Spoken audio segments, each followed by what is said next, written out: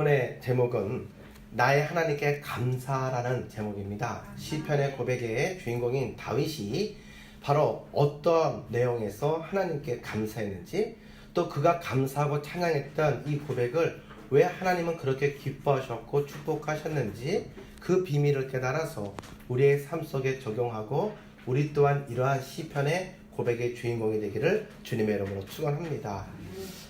얼마 전에 저희 둘째 딸이 저에게 이렇게 이야기했습니다. 아버지 감사합니다. 그러니까 잠들려다가 아버지 감사합니다 라는 그 이야기를 듣고 제가 가만히 생각해 봤어요. 그리고 얘기했습니다.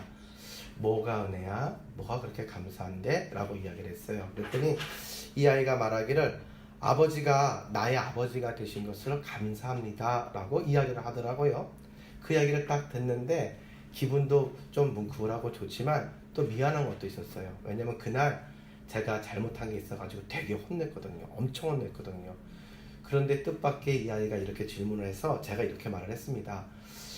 매일마다 아빠가 무섭게 대하고 엄한 아빠로 그렇게 하는데 혼내는 아빠인데도 그렇게 뭐가 감사하냐? 이렇게 이야기를 했어요. 그랬더니 이 아이가 말하기를 모두 저 잘되라고 그러신 거잖아요. 아빠, 저희 아빠가 되어주셔서 감사해요. 이렇게 얘기하더라고요.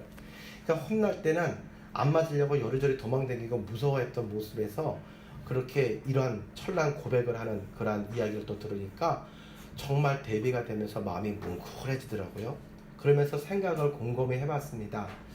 나는 과연 하나님 아버지에게 얼마나 감사하는 삶을 살아가고 있는가. 내가 어렵고 힘든 그런 상황들이 조금 있었지만 모두 나 잘되라고 하나님이 그렇게 해주신 건데 이 어린아이와 같이 나도 하나님께 나의 하나님 아버지에게 감사하면서 하루를 마무리 짓고 그렇게 목회를 하며 살아가고 있는가. 아니면 원망과 불평 받은 9가지에 대해서 감사하지 못하고 하나에 대한 섭섭함으로 내가 그렇게 뽀르뚱해서 하나님께 저항하는 신앙의 생활을 하고 있지는 않은가. 많은 것을 생각해 봤습니다. 그러다가 오늘 말씀의 본문을 바라보면서 나의 하나님께 감사라고 고백하는 다윗의 고백을 듣게 되었어요. 도대체 다윗은 무엇이 그렇게 감사할 이유가 있었을까요? 오늘 본문의 말씀을 바라보니까 총 8가지의 내용으로 나의 하나님께 감사하라 하면서 쭉 이야기가 나옵니다. 거기에 말씀을 바라보니까 하나님은 나의 반석이 되신대요. 그래서 감사해요. 또 하나님은 나의 요새가 되셔서 감사하는 거예요. 나의 힘이 되시는 하나님이시고, 또 그분은 나의 피할 바위가 되시고 나의 방패가 되시고 나의 구원의 뿔이 되어주시고 나의 산성이 되어주시기 때문에 나는 하나님께 감사한다고 다윗은 고백하고 있습니다. 나의 등 뒤에서 나를 도우시고 회복시키시는 하나님, 나를 담대하게 하시고 도우시는 나의 하나님, 그 붙들어 주시는 하나님을 찬양함으로 오늘 이 주일의 예배를 하나님께 드리는 진정한 예배자가 되기를 주님의 이름으로 간절히 축원합니다. 신령과 진정으로 예배 드리는 자를 찾으신다고 했는데 이 신령과 진정의 예배가 뭘까? 그것은 바로 말씀의 감동과 성령 안에서 감사로 하나님 앞에 서는 예배자들인 줄로 믿으시기 바랍니다. 따라서 하나님 앞에 예배를 드리러 나와서도 감사의 제목을 잃어버렸다고 한다면 첫 단추부터 잘못 끼운 것이다 라는 것을 우리는 알게 됩니다.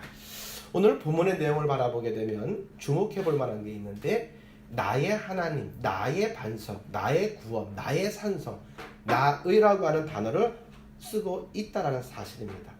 먼저 여러분들에게 묻고 싶습니다. 여러분들은 과연 나의 하나님에게 무엇을 감사하며 오늘 이 자리에 서셨습니까? 저는 나의 생명이 되신 주님의 이름을 찬양하며 오늘도 이 자리 앞으로 나왔습니다.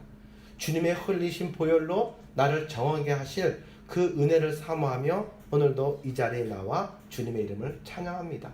주님의 그 사랑의 줄로서 여러분과 저를 굳건히 매시사 우리에게 구원과 사랑의 능력의 확증을 더하시는 예배가 되게 하시기를 주님의 이름으로 축원합니다. 다윗은 이렇게 고백합니다. 나의 반석이 되시는 여호와 하나님을 찬양한다고 말이죠. 그런데 이 바위는 일반적인 바위가 아니라 아주 울퉁불퉁한 돌의 바위성을 의미하는 단어입니다. 그래서 원수가 쳐들어와도 그 바위성이 되시는 하나님 때문에 나를 함부로 함락시킬 수 없다, 나를 건드릴 수 없다라는 것을 전제로 하고 있습니다. 하나님을 나의 반석이라고 지금 다윗이 고백한 데는 깊은 의미가 있는데 다윗이 초창기 때 주된 배경이 어디였습니까? 광야였습니다. 사막이었죠. 그곳에서 가장 귀한 게 무엇일까요? 물입니다.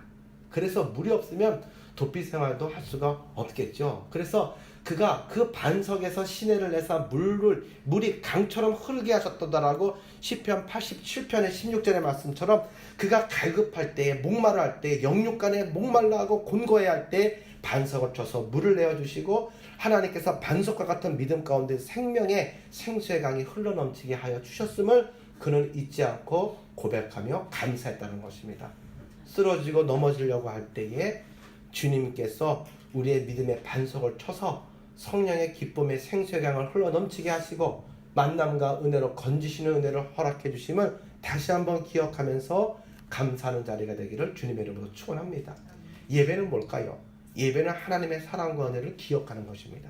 그리고 그 기억한 그 자리에 서서 하나님께 감사를 표현하면서 또 그 하나님께 모든 것을 내려놓고 그 하나님이 내게 원하시는 뜻에 나 자신을 쳐서 철저하게 무릎을 꿇고 그분의 음성을 받아들이고 순종하는 것, 바로 그것이 예배의 본질이며 목적이 되어야 되는 줄로 믿으시기를 바랍니다. 우리의 목마름 세상의 그 무엇으로도 해결할 수 없습니다. 주님께서 우리의 반석이 되어주시고 생수의 강으로 흘러넘치게 하시사 자유함으로 허락하시기를 간절히 축원합니다. 우리가 상당히 목말랐다가 말이죠. 그랬다가 이 물을 갖다가 냉수로 한 잔 쫙 마시면 얼마나 좋습니까? 다가오는 무더운 여름이 예상되고 있습니다. 무더운 여름날 특별히 운동회나 아니면 바깥에서 장시간 동안 일을 하다가 들어와서 가장 찾는 게 무엇입니까? 음료수도 아닙니다. 시원한 냉수 한 잔이죠. 벌컥벌컥 들이킵니다. 쭉 한 잔을 한 대접을 다 마시고 나면은 아주 살 것 같은 그런 느낌이 나죠. 우리가 드리는 예배가 그런 해가람과 시원한 기쁨으로 살 것 같은 그런 생명의 기쁨이 회복되는 예배가 되기를 주님의 이름으로 간절히 축원합니다. 그래서 그 기쁨과 그 모든 회복으로 인해서 다시 한 번 더 우리의 삶의 사명의 자리로 뛰어들어가서 주님이 말씀하신 빛과 소금의 역할을 감당하는 우리가 되어야 할 것입니다. 결국에는 하나님께 감사는 진정한 기쁨을 회복하지 않고는 예배에 성공할 수 없고 예배에 성공하지 않는 능력으로는 세상 가운데 결단코 이 거친 파도를 헤칠 수 없음을 우리는 발견합니다.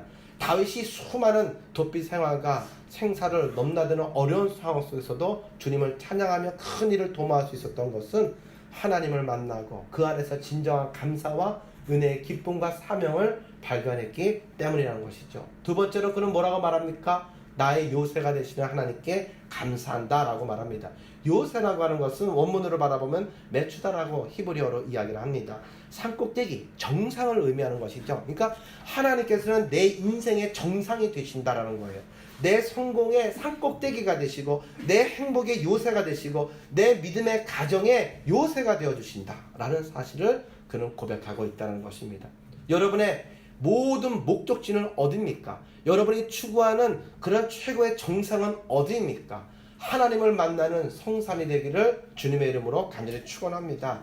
내 인생의 가장 큰 동반자, 내 인생을 산꼭대기 정상으로 그 모든 환경에도 불구하고 높이 올리시고 권위 있게 하시고 존귀하게 내 머리를 들게 하시는 자 여호와 하나님의 이름을 찬양해야 될 것입니다. 다윗은 그렇게 시편에서 넘치도록 찬양하고 있습니다. 여러분 요셉과 또 사무엘을 바라보십시오. 다니엘을 바라보십시오. 환경이 넉넉지 않습니다. 그럼에도 불구하고 하나님이 그의 인생의 정상이 되어주시고 하나님이 높여주시니까 그가 그 꿈을 이루고 하나님의 말씀을 성취하는 높은 자리에서 그 모든 사명을 감당할 능력을 그 영광을 누리게 되었다라는 것이죠. 내가 노력해서 올라가는 정상은 내려가야 할 그런 두려운 정상이 됩니다. 빼앗기지 않으려고 붙잡으려고 지키려고 애쓰는 그러한 내용이 됩니다. 그러나 하나님께서 붙이시고 하나님께서 높이신 자리는 그것도 원수와 대적도 감히 틈탈 수 없는 최고의 인생의 기쁨이요 사명의 자리가 됨을 믿으시기를 바랍니다. 다니엘이 총리가 됐습니다. 최고의 수석 총리가 됐죠. 그랬더니 사방에 적들로 우겨싸임을 당하였습니다. 그래도 쌓이지 않았던 것은 하나님이 그의 정상이 되어주셨기 때문입니다. 그를 어떻게든지 갖다가 그렇게 다 그냥 없는 말을 갖다가 그렇게 다 비난을 해가지고 그렇게 그를 떨어뜨리려고 애를 썼습니다. 사자굴도 또 왕의 그 조서에 어인을 찍어가지고 말도 안 되는 그런 이야기들의 함정을 팠습니다. 그런데 하나님께서 지키시니까, 하나님이 그의 인생을 정상을 붙잡아 주시니까 원수와 대적들이 자신들이 파놓은 함정에 다 하나님께서 청소하시는 자리가 되더라는 사실이죠. 그러므로 하나님을 두려워하는 사람은 사람을 두려워하지 않습니다. 신앙생활 가운데 가장 큰 위기는 어디에 오느냐? 사람을 두려워할 때, 사람을 의식할 때에 문제가 생깁니다. 일단 사람을 바라보면 의식하고 교만해지기 쉽습니다. 내가 했다라는 것을 드러내고 싶습니다. 사람을 의식하면 그 사람이 나를 어떻게 생각할까라는 것 때문에 외식하는 믿음이 생겨나게 됩니다. 진실한 모습에 사라지고 외식하는 가면을 쓰게 된다는 것이죠. 하나님이 예배 가운데 기뻐 받으시는 것은 바로 우리의 진실된 모습인 줄로 믿으시길 바랍니다. 하나님은 1대1로 만나기를 원하십니다. 그래서 성경의 말씀에 바라보게 되면 야곱도 그랬고 노아도 그랬고 다니엘도 그랬고 다윗도 그랬고, 하나님은요 항상 1대1로 만나셨어요. 솔로몬과도 그러셨고 말이죠. 1대1로 만나시는 이유가 무엇입니까? 우리가 누구와 대화를 나누다가 안 되겠다, 1대1로 미팅을 하자. 왜 그렇게 이야기합니까? 계급장 떼고 솔직하게 남자 대 남자로, 정말 믿는 사람 대 믿는 사람으로 솔직히 이야기를 하자는 거죠. 깊이 있는 대화를 나누자는 것이죠. 모든 실태와 같이 얽혔던 감정적인 것들, 모든 그런 매듭을 풀자는 것입니다. 그걸 목적으로 두고 우리 진실해지자, 솔직히 얘기를 나눠보자라는 것이죠. 그 대화가 놀라운 역사의 힘이 있다는 겁니다. 외식하고 서로 변명하는 자리는 서로에게 불편함만 더할 뿐입니다. 우리가 하나님과의 만남 속에 하나님이 우리를 1대1로 부르셨습니다. 광야로 부르셨습니다. 하나님께서 솔직하게 이야기를 한번 나눠보자라는 것입니다. 변명하지 말라는 것입니다. 왜? 하나님께서는 진실하신 정직의 영이기 때문에 정직하지 못한 것을 싫어하십니다. 그래서 다윗이 한 번은 죄를 짓고 너무나도 겁이 나서 변명을 하고 그렇게 여러 가지 죄를 짓지 않습니까? 바나바를 범했지 않습니까? 우리아를 죽이지 않았습니까? 거짓된 이야기로 자신이 빠져나갈 그런 모든 행동을 하지 않았습니까? 그때 그가 가장 괴로워하면서 무엇을 이야기합니까? 정직의 영을 내게서 거두지 말라고, 하나님의 성신의 영을 내게 거두지 말아달라고, 정직한 영으로 나를 새롭게 해달라고 간절히 기도하지 않습니까? 정직한 마음과 영으로 감사하며 예배하지 않으면 하나님의 음성이 들리지 않아요. 예배하러 나왔는데 상대방의 음성을 들을 수 없고 그 모든 무거운 침묵만을 느끼며 돌아간다고 한다면 얼마나 두려움이, 얼마나 조급함이 마음에 드는지 모릅니다. 예배에 성공하는 사람들은 이 무거운 짐을 내려놓고 하나님의 말씀을 듣고 문제를 풀고 하나님의 마음을 얻고 지원을 받고 언약의 말씀을 붙잡고 우리의 삶 속으로 하산하는 큰 은혜를 누려야 될 줄로 믿습니다. 그 모든 성공적인 예배를 가로막는 게 뭐냐? 거짓이라는 거예요. 그래서 사단은 거짓의 영으로 하나님과의 관계를 가로막습니다. 하나님께 나아가 예배하는 거 막지 않습니다. 그러나 정직한 모습으로 정직한 영으로 하나님이 기뻐하시는 예배에 집중하는 것을 막는단 말이에요. 그러므로 하나님은 우리의 요새가 되시고 정상이 되신다. 그 하나님과의 1대1과의 만남, 그 정직한 만남, 그 하나님의 말씀을 진심으로 받아들이고자 하는 감사와 회개와 갈급함의 심령의 모든 것들이 이루어지는 예배가 우리에게 이루어져야 될 줄로 믿습니다. 무엇을 자랑하시겠습니까? 예배 이후에 예배하는 자로서 무엇을 자랑하시겠습니까? 내가 예수님을 믿으니까 질병이 나았다. 내가 예수님을 믿으니까 진급하게 되었더라. 내가 돈을 많이 벌게 됐고 성공하게 되었다. 이런 이야기 하시겠습니까? 지나가는 사람들 가운데 유명한 부호를 갖다가 만나가지고 그 사람 도움받아도 이 정도의 간증은 다 합니다. 그 하나님의 말씀을 듣고 그 평안함과 구원의 은혜와 확신을 새롭게 하시는 은혜를 우리가 경험하고 우리가 정말 세상이 줄 수도 없고 세상이 대신할 수도 없는 그러한 이해할 수 없는 하나님의 사랑과 은혜를 노래하는 백성 되기를 주님의 이름으로 축원합니다. 세상적인 이런 작은 것들을 자랑하는 인생이 아니라 예배의 기쁨을 자랑하고 노래하는 하나님을 증거하는 자들이 되어야 할 것입니다. 또 다윗은 뭐라고 말합니까? 나를 건지시는 여호와 하나님을 감사하고 찬양한다고 말합니다.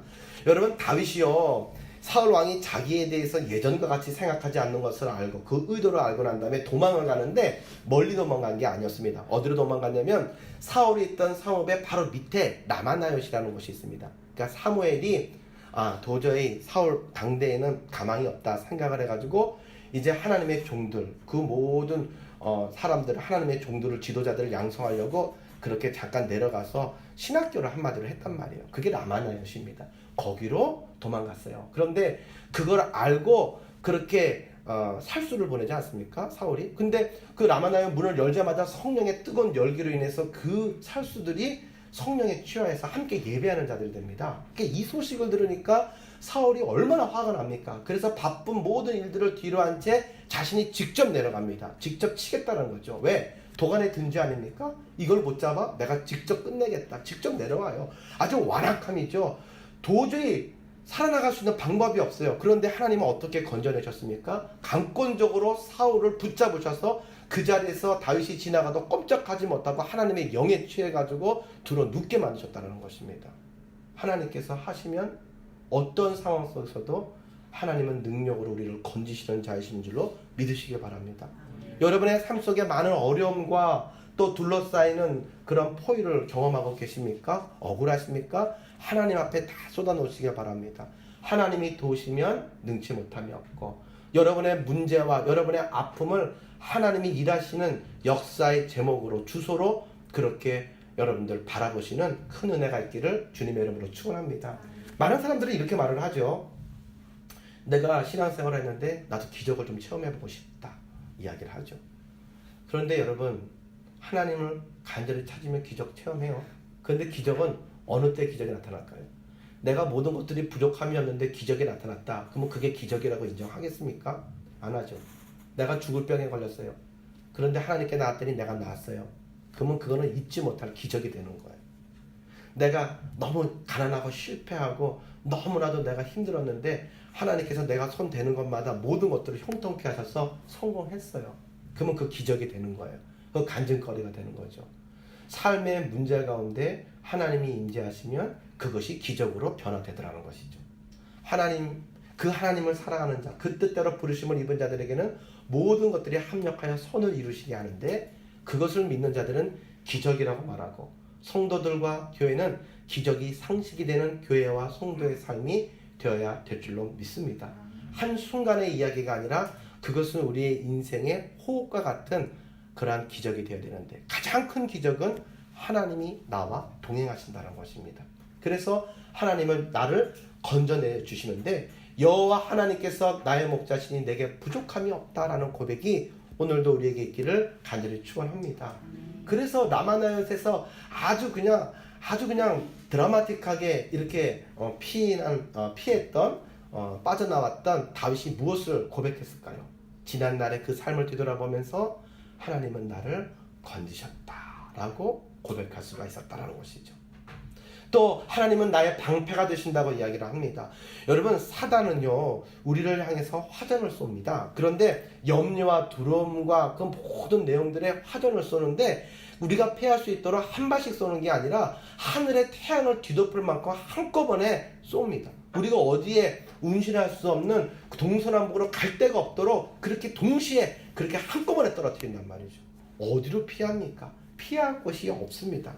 하나님은 그때 우리의 전신을 가릴 수 있는 큰 장방형의 방패와 같이 우리의 모든 온몸을 주님께서 그 모든 사단의 화전으로부터 보호하시는 줄로 믿으시기 바랍니다. 이 로마 군인들은요 방패가 두 개였습니다. 하나는 동그랗게 생긴 방패, 마치 이 로마 민족들이 이렇게 싸울 때 많이 야만인들이 싸우지 않습니까? 원형으로 해서 내 가슴을 가리고 얼굴을 가리는 그러한 유형의 방패가 있는가 하면, 로마의 그 가장 큰 장점 중에 하나는 뭐냐면 전신형의 긴 방패였다는 거, 장방형의 방패입니다. 큰 네모난 거. 그래서 그것을 갖다가 전체를 위아래 옆을 전부 다 막고 큰 창을 가지고 앞으로 전진하는 거북이 전법, 바로 그것으로 모든 적군들을 격퇴하는 그 전술이 아주 뛰어났었거든요. 온 전신을 다 가려요. 그래서 상대방이 활 부대로 아무리 쏜다 하더라도 도저히 통하지가 않는 그러한 천하무적에 전진하는 그러한 부대가 된단 말이에요. 오늘 하나님께서 그와 같이 우리의 머리부터 발끝까지 주의 말씀과 은혜를 지키셔서 모든 사단의 그러한 염려와 근심으로부터 말씀으로 그 모든 시험을 다 멸하셨던 예수 그리스도의 권세의 승리가 여러분과 저에게 함께하기를 주님의 이름으로 간절히 축원합니다. 주의 말씀이 방패가 되어서 나에게 사단이 틈탈 틈을 주지 않으신다는 거죠. 또 하나님은 나의 구원의 뿔이라고 말하는데 이 뿔은 권세를 말하고 승리를 상징하는 이야기로서 언약궤와 또 분향소와 분향단과 이 모든 것에도 번제단에도 양 끝에 뿔이 다 있었다는 것을 우리는 기억하게 됩니다. 우리가 어렵고 힘들 때 붙잡을 수 있는 유일한 권세와 승리의 바로 대상은 하나님, 그분인 줄로 믿으시기 바랍니다. 그분이 나의 편이 되어주심으로 말미암아 나는 모든 것에서 구원을 받고 승리를 받게 된다. 그것이 감사의 제목이 되더라. 우리가 주님의 이름을 찬양하는 Praise the Lord라고 찬양하는 이유는 무엇입니까? 주님이 나의 구원의 뿔이 되어주시기 때문인 줄로 믿습니다. 또 여호와 하나님은 나의 산성이시니 내가 감사하겠다라고 이야기합니다. 산성이라는 것이죠. 여러분 중국도 그러고요. 우리나라도 여기 뒤에 있는 남한산성도 그러고요. 가장 먼저 쌓는 게 무엇입니까? 수도를 보호하기 위해서 산성을 쌓습니다. 방어막을 쌓지요. 사단이 우리를 틈타지 못하도록 성령의 울타리로 나의 피할 산성이 되어주시는 주님, 그의 이름을 찬양하는 오늘 여러분과 제가 되기를 바랍니다. 이렇게 8가지의 내용을 들어서 감사를 했는데 모두가 나의 하나님께 나의 구원에 나의 그러한 산성, 다 나이라고 하는 단어가 들어갑니다. 1인칭 시점이라는 거죠. 신앙생활은 다른 사람의 신앙을 구경하고 바라보는 3인칭 시점의 그러한 신앙은 얼마 가지 못합니다. 형편과 사정에 따라서 금방 돌아서 버리는 팬의 입장입니다. 그러나 예수님의 제자가 되기 위해서는 1인칭 시점에서 나의 하나님으로 고백하고 나의 그러한 신앙의 고백으로 하나님께 나아가는 모습이 필요한 줄로 믿으시기 바랍니다. 그래서 시편 23편에도 여호와는 나의 목자시니, 나의 아버지의 목자가 아니에요. 아브라함이 나의 하나님이라고 말하지 않습니까? 아브라함의 하나님, 이삭의 하나님, 나의 하나님이라고 말하지 않습니까? 여러분, 믿음의 가게를 이어가시되 여러분의 믿음의 고백의 정체성 가운데 나의 하나님을 찬양하는 그러한 신앙의 간증과 만남이 있기를 주님의 이름으로 간절히 축원합니다. 구원을 받기 위해서는 아버지가 목사님이라고 구원받는 게 아니에요. 모태신앙이라고 구원받는 게 아니에요. 내가 만난 하나님, 내가 고백하는 예수 그리스도, 내가 붙잡은 은혜로 말미암아 구원받고 하나님의 능력을 체험하게 되는 줄로 믿으시기 바랍니다.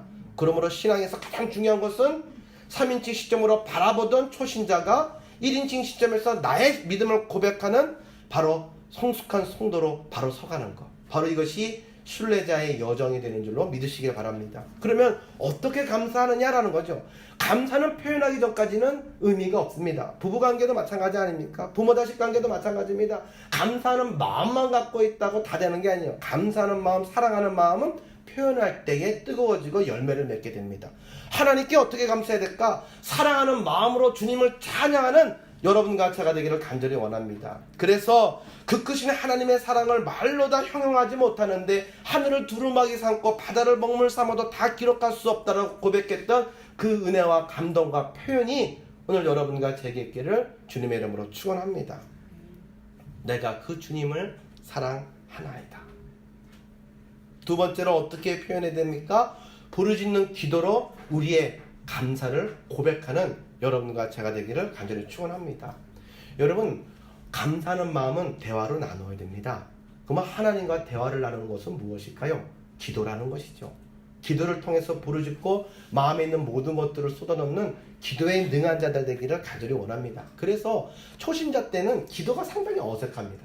그런데 신앙이 이렇게 힘이 붙고 달려가기 시작하고 은사를 받기 시작하고 뜨거워지게 될 때는 반드시 그 전환점이 있는데 그 전환점은 기도입니다. 기도가 살아날 때 전환점을 맞이하게 됩니다. 바라볼까요? 그렇게 예수님을 따라다니면서 많은 기사와 이적을 바라보고 심지어는 그 능력을 행하기까지 했습니다. 그렇게 가르치기도 했습니다. 그런데 성령이 임하지 않으니까, 기도가 뜨거워지지 않으니까 그 모든 사람들이, 그 베드로도 어려움이 다가오니까 예수님을 부인하고 다 떠나버렸습니다. 그런데 그 말씀에 뜨거워지게 되고 기도에 뜨거운 성령을 체험하게 되는 순간 그들이 완전히 변화되어서 그렇게 하나님의 일꾼으로 그 인생이 전환점을 맞이하게 되었더라는 사실이죠.